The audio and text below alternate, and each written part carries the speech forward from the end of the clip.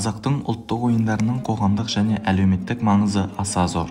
Ұлтымыздың асыл қазынасы болған ұлттық ойындарымызды жоғалтып алмай, ұрпақтан ұрпаққа жетуін насихаттау баршамыздың міндетіміз.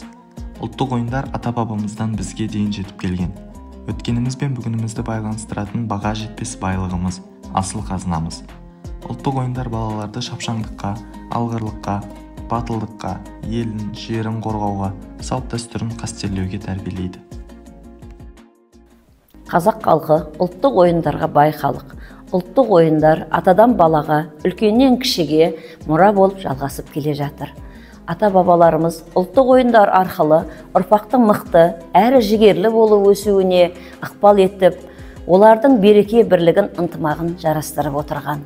Қазақ халқының ұлы ойшылы Абай Құнанбаев ойын ойнап ән салмай өсер бала болар ма дегендей, әр балада ойын өмірінде ерекше орын алады.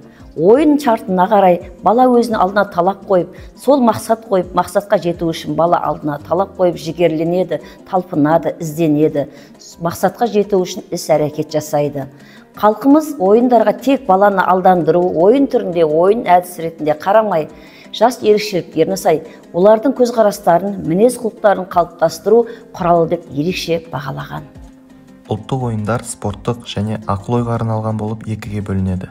Спорттық ойындарға қыз қуу, көкпар, ақсүйек, арқан тартыс, қол күрес, тағы да басқалар жатса, ақыл-ойға арналған ойындарға тоғызқұмалақ, асық секілді ойындар жатады. Тоғызқұмалақ қазақтың ұлттық ойыны. Тоғызқұмалақты балалар қуана-қуана ойнайды. Тоғызқұмалақтың ережесінде кім көп тас жинаса қазандыққа, сол жеңіске жетеді.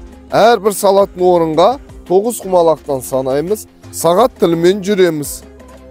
Және де сенің соңғы түскен құмалағын салатын орында егер жүп болса өзің қазандыққа саласын, тақ болса қалдырасын. Тоғызқұмалақты балалар кішкентай кезінен жақсы ойнаса, математика есептерін тез шығара алады. Есептің шешуін тез таба алады. Және 5 деген бағаға оқып жүреді. Ұлттық құндылықтарымызды дәріптеуде ұлттық ойындардың алар орны өте маңызды. Мектебімізде әр үлкен үзіліс уақытында ұлттық ойындар ұлт қазынасы тақырыбында әртүрлі ойындар ойнаймыз. Ұлттық ойындарды ойнау арқылы оқушылар ұлттық құндылықтарымызды қалай жақсы көріп кеткендерін өздері де білмей қалады. Олар әсіресе арқан тартыс, тоғызқұмалақ, қол күрес сынды ойындарды қайта ойнауды асыға күтеді.